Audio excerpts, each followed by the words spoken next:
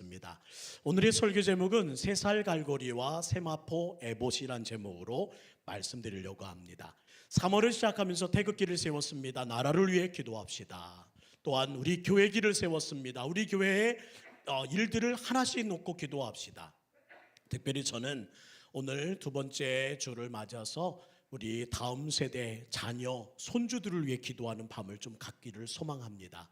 오늘 등장하는 아이들, 청년들, 우리 학생들의 모습을 바라보면서 한번 그 은혜를 누리려고 해요.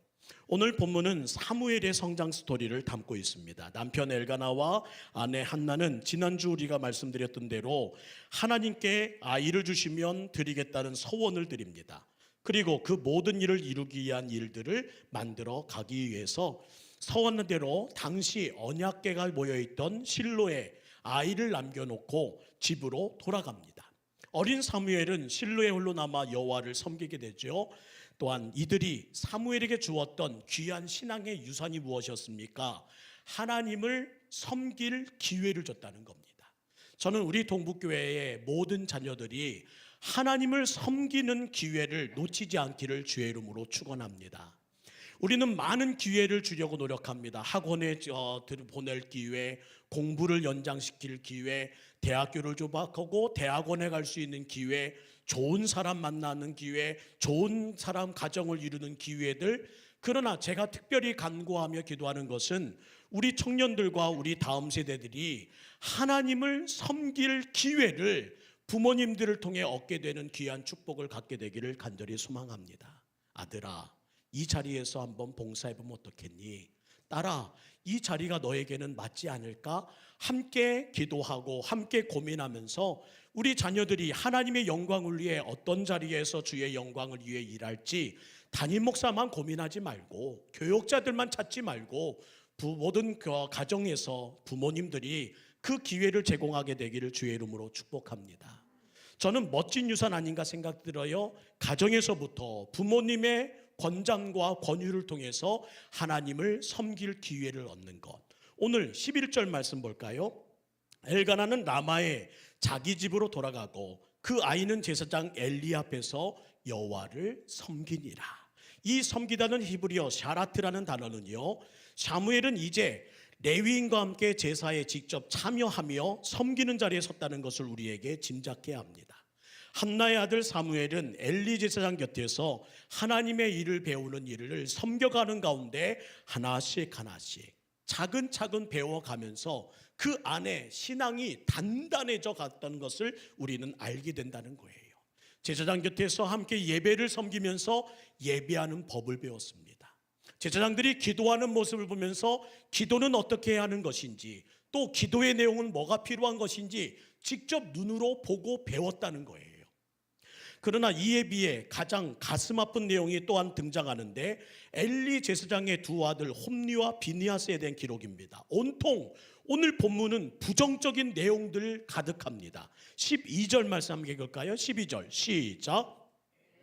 아들들은 행실이 나빠 여호와를 알지 못하더라. 행실이 나쁘다는 히브리어 벨리야할이라는 단어는 바로 다른 본문에서 이렇게 사용됩니다. 우상 숭배를 선동하는 자, 불량한 자, 거짓을 고소하는 자, 쓸모없는 사람. 바로 이런 단어에 쓰였던 단어가 바로 벨리야할, 바로 행실이 나빴다는 단어의 근본된 파생된 의미라는 거예요. 무슨 의미입니까? 성전에서 무익한 자가 되었다는 겁니다. 제사장의 아들이었음에도 불구하고 성전에 그가 있음으로 통해서 유익한 것이 하나도 없더라. 그냥 차라리 가만히 있으면 좋을 텐데 그것마저 그의 모든 기대와는 다르게 흘러갔다는 겁니다. 엘리의 두 아들은 태어날 때부터 제사장 아버지를 따라서 그 누구보다 하나님을 열심히 섬겨야 하는 가문해 주신 사명을 받은 자였음을 그들은 알아야 하건만 그들의 평가는 단호합니다. 행실이 나빴다. 그 결과 어떻게 되었나요? 여호와를 알지 못하더라.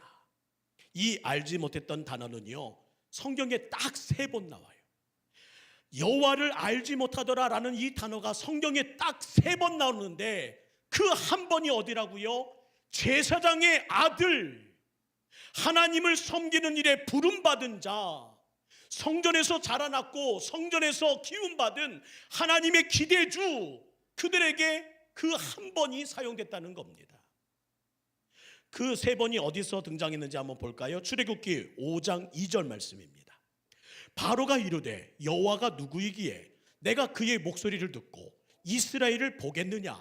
나는 여호와를 알지 못하니 이스라엘을 보내지 아니하리라. 처음 사용된 데가 누구라고요? 강팍한 바로왕. 출애굽을 시키기를 반대하며 끝까지 고집 부렸던 왜 그 고집이 이루어졌나요? 하나님을 알지 못함으로. 그때 사용된 단어가 바로 알지 못했다는 이 단어입니다. 사사기 2장 10절에 또 한 번 등장해요. 사사기 2장 10절. 그 세대의 사람도 다 그 조상들에게 돌아갔고 그 후에 일어난 다른 세대는 여호와를 알지 못하며 여호와께서 이스라엘을 위하여 행하신 일도 알지 못하였더라. 다른 세대가 되어버린 다음 세대에 바로 이 하나님을 알지 못했던 단어가 사용됐다는 거예요. 마음이 쌓여오지 않으십니까? 저는 이 말이 사용된 세 번의 현장을 바라보면서 마음이 철렁 내려앉더라는 겁니다. 저는 마음이 너무 아파서 이 모든 설교를 하면서 오늘 제발 하나님, 이 모든 결과가 네 번째 사용되는 나라 되지 않게 하여 주시고 네 번째 사용되는 세대 되지 않기를 주여 원하오니 우리 교회만은, 우리 세대만은, 우리 자녀만은, 우리 손주만은 주님이 붙들어 달라고 한 주 동안 몸부림쳐 기도했음을 다시 한번 고백합니다. 홈리와 비니아스에게 사용된 알지 못했다는 이 표현이 처음 사용된 이가 애굽의 바로 왕이었고 세대를 이어가면서 하나님의 자녀들이 갈수록 누굴 닮아갔다? 하나님이 아니라 강팍한 애굽의 바로 왕을 향한 역주행을 진행하고 있더라는 거예요. 그 역주행의 결과가 뭐예요? 다음 세대가 다른 세대가 되는 슬픔의 결과를 맺게 되었다. 그리고 그 결과 대제사장 집에서 자라났는 이 하나님의 자녀라고 불렸던 그들이 오늘 그 이야기를 다시 듣는 주인공으로 전락해 버렸으니, 불의한 주인공, 불행한 주인공으로 전락해 버렸으니 어찌 마음이 쌓여지지 않은가요? 그들이 하나님이 누군지 모르셨을까요? 아니요. 오늘도 말하자면 그는 모태신앙입니다. 어릴 때부터 주일학교에서 자란 아이들, 그동안 들어온 성경예가 얼마나 많았을까요? 그런데 하나님을 알지 못했다, 다른 세대가 되었다, 이게 정작 다른 사람들의 이야기로 끝날 오늘의 세태란 말입니다. 바로 내 이야기요, 우리 가정의 이야기임을 우리는 깨달아야 한다는 거예요. 요즘 교회를 보세요. 여러분 한번 쓱 주위를 살펴보십시오. 자녀들이, 손주들이 이 자리를 떠난 지 오래되었습니다. 그럼에도 불구하고 그 누구도 지금 이 위기에 대하여 가슴 싸해지는 분들이 많지 않은 것이 오늘날 우리의 문제라는 거예요. 이유가 있어요. 압니다. 이 자리를 오지 못하는 이유가 있습니다. 알아요.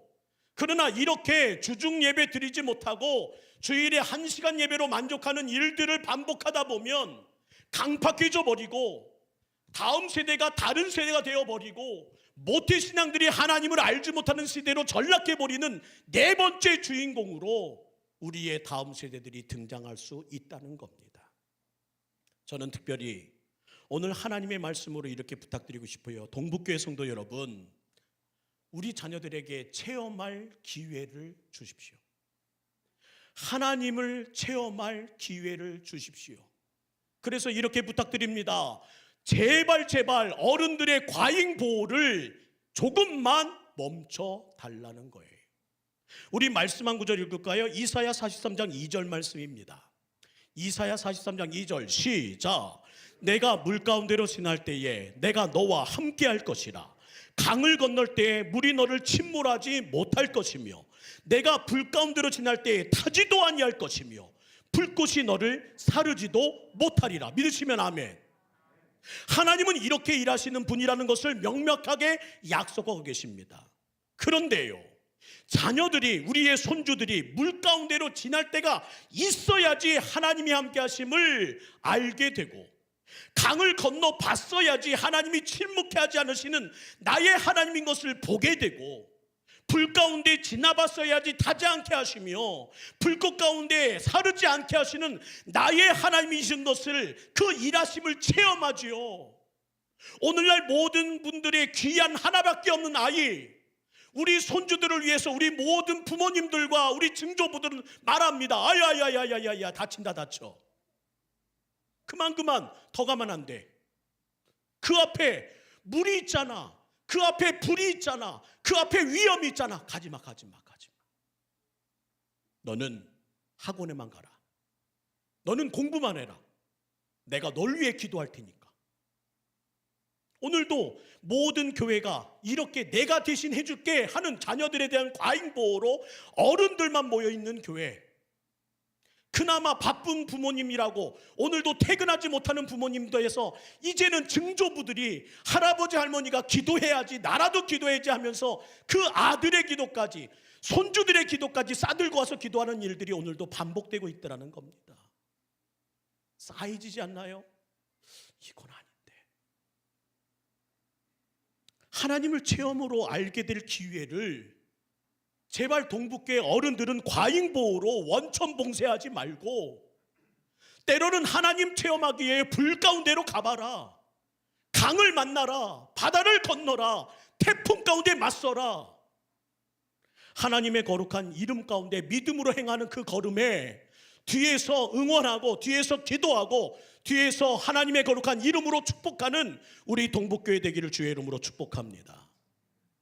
주님이 오늘의 현실을 바라보며 가슴 아파하시는 말씀이 있어요. 민수기 14장 11절입니다. 여호와께서 모세에게 이르시되 이 백성이 어느 때까지 나를 멸시하겠느냐? 내가 그들 중에 많은 이적을 행하였으나 어느 때까지 나를 믿지 아니하겠느냐? 하나님을 멸시하는 건 다른 거 아니에요. 하나님의 일하시는 거, 하나님의 은혜, 하나님이 그들에게 행하신 구원의 사역을 알지 못하게 하고 믿지 못하게 하는 태도, 그것이 바로 원천봉쇄하는 것이 하나님을 멸시하는 일이라 주님은 말씀하십니다. 목사님, 우리 아이들은요, 우리 손주들은요, 교회에 있어요. 교회 다녀요. 본문 1장 3절을 보세요. 엘리의 두 아들 홈니와 비니하스가 여호와의 제사장으로 거기에, 지금 하나님의 제사 현장에 있고 기도드리는 현장에 있었더라. 거기에는 있었는데, 사무엘상 2장 12절 말씀 볼까요? 함께 읽습니다. 시작. 이 소년들의 죄가 하나님 앞에 심히 크면 뭐 때문에? 그들이 여호와의 제사를 멸시함이었더라.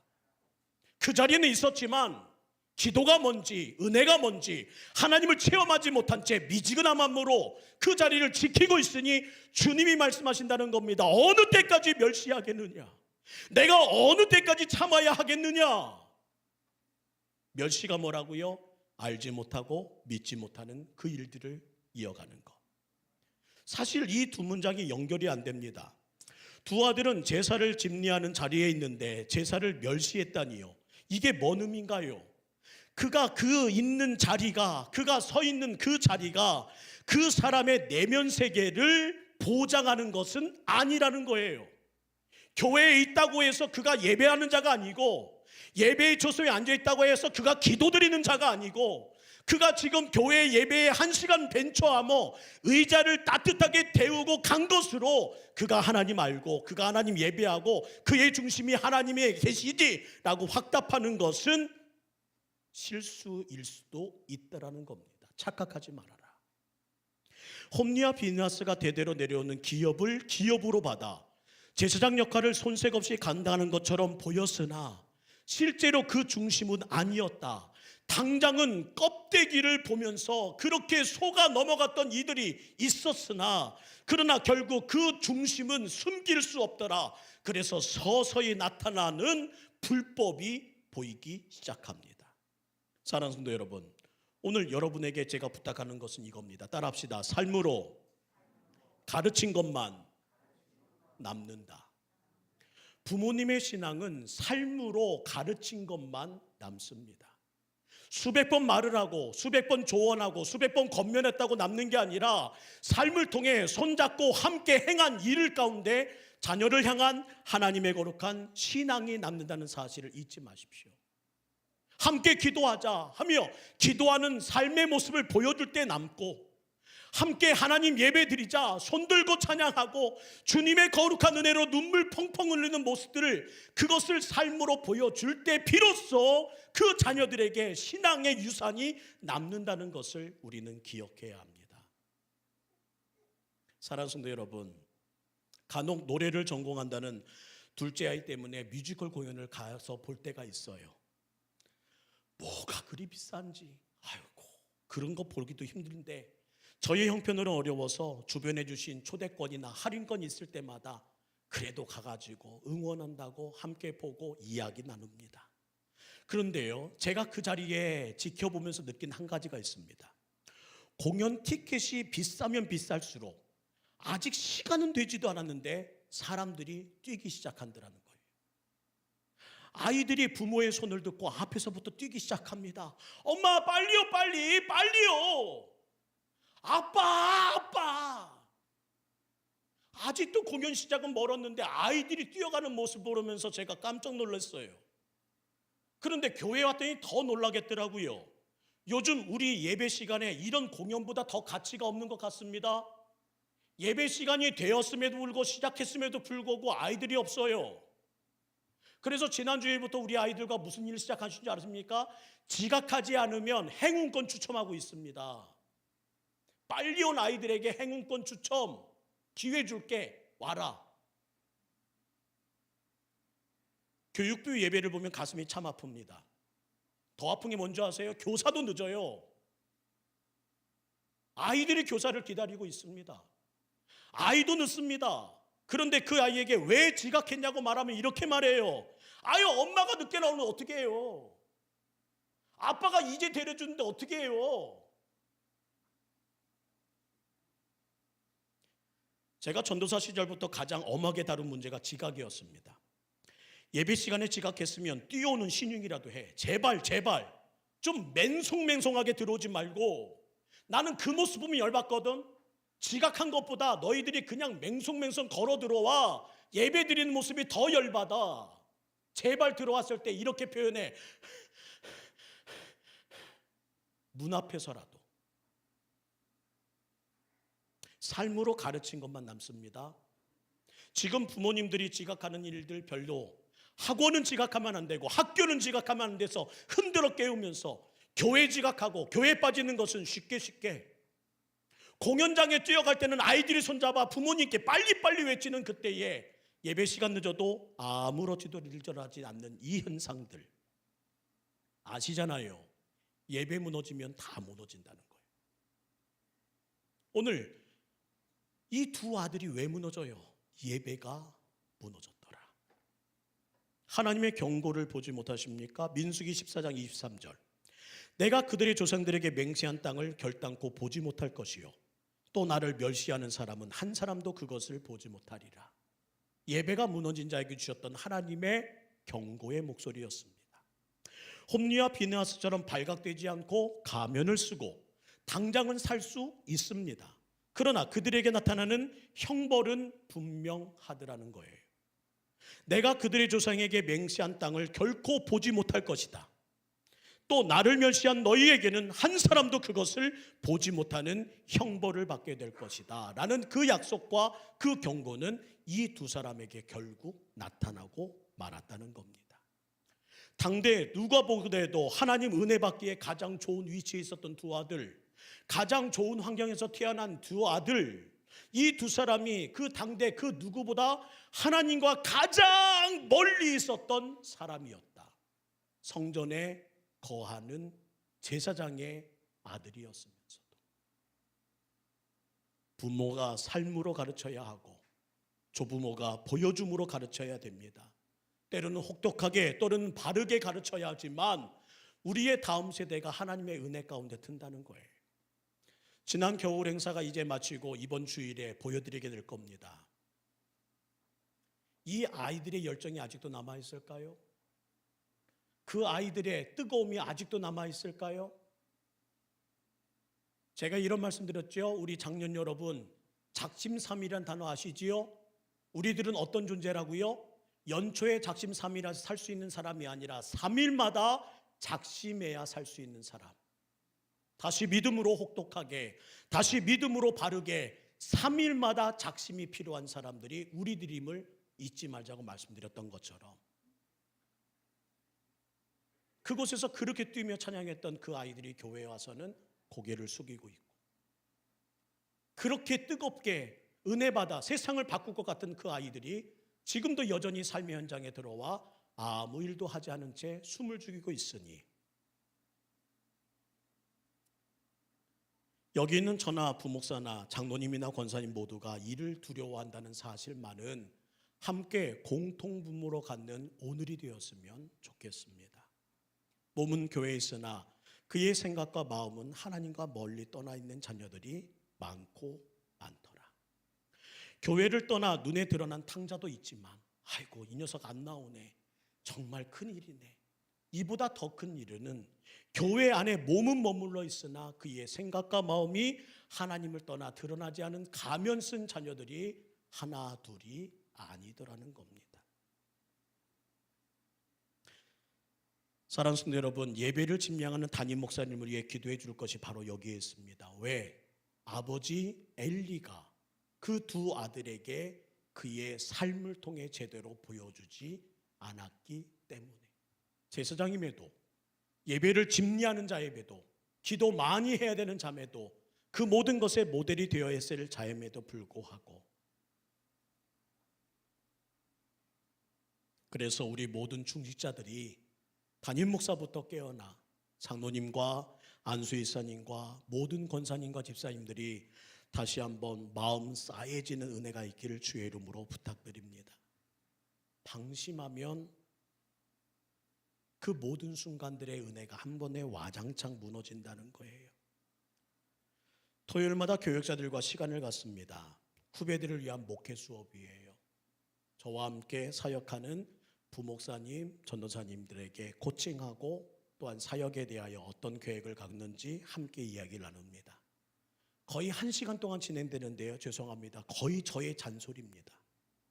교육은 반복이라 그런가요? 왜 했던 얘기 또 하는지. 제가 항상 끝날 때마다 이런 얘기예요. 얘들아 미안하다, 선배님이, 목사님이 나이 들어서 이젠 했던 얘기 또 하고 했던 얘기 또 하나 보다.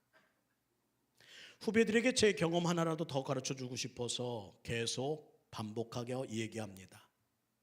여러분에게 하는 것처럼 상냥하게 말씀드리지 않습니다. 제 밑에서 배우고자 하는 인관한 영적 장교들이잖아요. 얼마나 무섭게, 얼마나 살벌하게 말하는지 몰라요. 잘못하면 직격탄을 날립니다. 단 한 번의 예배에 목숨 걸고 하라고 그랬지, 그렇게 할 거야? 그게 공경 목회야? 그게 열정이야? 너 왜 그래? 목회에 관해서만은 가차가 없습니다. 그런데 잔소리를 지금 있는, 또한 지금까지 저를 거쳐놨던 동북교에서 만난 모든 사역자들이 고마워로 받는 후배가 되었으니 얼마나 기쁜 일입니까? 불평으로 받을 수 있고 변명하기 급급한 후배들도 있었습니다. 하지만 대부분은 고밖에 여기고 지금도 하나하나 이야기하면서 상의하고 하는 모습들을 보면서 하나 느낀 게 있어요. 듣는 태도가 중요하구나. 오늘 사무엘상 2장 25절에 보면 이런 말씀이 있습니다. 사람이 사람에게 범죄하면 하나님이 심판하려니와 만일 사람이 여호와께 범죄하면 누가 그를 위하여 간구하겠느냐 하되 그들이 자기 아버지의 말을 듣지 아니하였다. 아버지의 말을 듣지 아니하고 듣는 태도가 엉망이게 되니 결국 어떻게 되었다고요? 두 아들 놓치는 기회로 만들어 버렸습니다. 누구의 말을 듣지 않는다? 영적 병듦을 의미합니다. 성도가 예배를 어떤 모습으로 드리는가 하는 것을 보면 어떻게 그가 생각하고 있는지를 알 수 있습니다. 예배를 등한시하는 성도는 하나님을 등한시하는 것이고, 예배를 소중히 여기는 자는 예배 가운데 임하실 하나님을 존귀하게 여기는 자요, 단 한 번의 예배에 목숨을 거는 자는 그가 진정 하나님을 향한 전심을 드리는 예배자임을 우리는 알 수 있습니다. 그래서 오늘 밤 함께 기도했으면 합니다. 제 굳은 마음을 제거하고 부드러운 마음을 주옵소서. 이게 바로 에스겔의 기도였거든요. 우리 36장 25절 26절 에스겔 36장 말씀 함께 읽죠. 25절 26절 시작. 곧 너희 모든 더러운 것에서와 모든 우상 숭배에서 너희를 정결하게 할 것이며 또 새 영을 너희 속에 두고 새 마음을 너희에게 주되 너희 부모의 육신에서 굳은 마음을 제거하고 부드러운 마음을 줄 것이다. 따라합시다. 제 굳은 마음을 제거하시고 부드러운 마음을 주옵소서. 이것이 바로 부모가 가져야 될 기도의 제목이라는 겁니다. 13절부터는요, 이 마음을 갖지 못한 엘리의 두 아들, 부모로부터 아버지로부터 말을 경청하지 않고 그 길을 걷지 않았던 그 두 아들의 불량스러운 행위가 나타나기 시작하거든요. 제사장은 제사정법에 따라 기름을 먼저 제단에 뿌린 후에 자기 몫을 받아야 합니다. 제사장의 받은 몫은 구분되어 있어요. 가슴 부위와 넓적다리, 오른쪽 넓적다리가 제사장들이 제물에서 받을 만한 하나님이 정하신 부위였습니다. 정해져 있었다. 하지만 엘리의 두 아들은 이 규정을 무시하고 뭘 들었다고요? 3살 갈고리를 들었다는 겁니다. 냄비나 솥에 넣어서 걸려드는 부위는 내 거 하면서 낚시질을 시작했다는 거예요. 자기가 원하는 부분 걸리게 하기 위해서 그들은 외칩니다. 난 삶은 고기 싫다니까. 그냥 마블링 있는 그런 고기 있잖아. 기름 잘 자르는 그거 구워 먹고 싶어. 점점 하나님께 드리는 제사를 다 끝내기 전에 고기를 취하기 시작하고 제사의 예배의 모든 헌물들을 벽들을 하나씩 부수기 시작합니다. 심지어 참다 못해 제사드리러 왔던 백성들이 그 모습을 지켜보며 어른들이 이렇게 권면합니다. 사무엘상 2장 16절 말씀 읽을까요? 그들이 부탁하는 말 시작. 그 사람이 이르기를 반드시 먼저 기름을 태운 후에 내 마음에 원하는 대로 가져라 하면 그가 말하기를 아니야 지금 내게 내 그렇지 않으면 내가 억지로 빼앗아 갈 거야. 아이고야. 지금 홈리와 비에나스가 하나님과 백성 사이에서 중재하는 제사장으로서의 사명을 망각하고 오히려 자신의 사일의 사역을 체험을 통해서 지켜보는 자들과 그 모든 모습에서 엘리 제사장의 아들이었다는 모습이 서서히 사라져 하나님의 뜻과 모든 사람에게 특별히 하나님을 두려워할 줄 모르는 사람으로 평가되고 있더라는 겁니다. 반면 사무엘을 보세요. 경건한 모습으로 또 다르게 서 있습니다. 18절 말씀. 사무엘은 어렸을 때에 세마포 에봇을 입고 여호와 앞에서 섬겼더라. 에봇은 제사장이 입었던 겉옷이거든요. 대제사장은 다양한 색의 실로 만든 화려한 에봇을 입었고 일반 제사장들은 흰색 세마포로 만든 에봇을 입었습니다. 그러니까 지금 사무엘은 성전에 서서 대제사장의 지도에 따라 그 말을 들으면서 하나씩 준행하는 제사장으로 커가고 있더라는 거예요. 성전 밖에서 태어난 사무엘은 성전 안에서 자랐지만 성전 안에서 태어난 엘리의 두 아들은 성전 밖에서 자라고 있더라. 사무엘상은 계속해서 우리에게 한 가지 반복되는 진리를 가르칩니다. 엘리의 가문처럼 하나님 멸시하고 하나님 섬기는 일에 무시하는 사람 될 거니 아니면 사무엘의 부모처럼 사무엘처럼 하나님을 두려워하는 사람 될 거니 사울처럼 하나님 무시하는 왕이 될 거니 다윗처럼 하나님을 존귀히 여기는 왕이 될 거니 계속되는 모델을 통해서 오늘 우리에게 선택을 요구하고 계시더라는 거예요. 오늘의 말씀 정리할까요? 사랑하는 동북교회 성도 여러분, 하나님 두려워하는 일에 무지해서는 안 됩니다. 때로 말씀드려요. 이런 설교 듣고 오늘 어떠셨어요? 아유, 나는 그런 거 몰라요. 우리 아이도 우리 아이들이 하는 거죠. 우리 손주야, 제가 어떻게 해요? 내 말 안 들어요. 안 된다고요. 하나님 예배하는 일과 섬기는 일에 대충이어서는 안 됩니다. 자기들이 알아서 하겠지, 목사님. 안 된다고요, 안 된다고요. 그렇게 될 일이라면 이렇게 설교하지 않고 이런 본문 그냥 넘어가서 다음 장 설교하면 돼요. 안 된다고요, 안 된다고요. 이렇게는 안 된다고요. 나 그런 거 몰라요. 그 말해서는 안 되고요. 알아서 하겠지요. 그 말해서도 안 된다고요. 날마다 여호와 앞에서 거룩한 삶의 옷을 입고 서 있는지, 그들이 하나님 앞에 세마포 새 에봇을 입고 하나님을 예배하는 자로 서서히 준비되고 있는지를 눈뜨고 주시하며 그 모든 것에 무지하지 않은 채 지켜보셔야 합니다. 혹 그들이 손에 3살 갈고리 듣고 세상 것 하나씩 입맛에 맞게 세상 명예, 세상의 합격, 세상의 취직만 지금 눈이 희둥거려져서 그거 건지려고 지금 있다면 얘야 제발.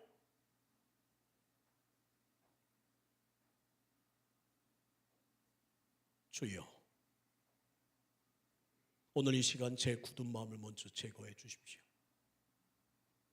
주여, 내게 주님의 마음을 아는 귀한 부드러운 마음을 주십시오.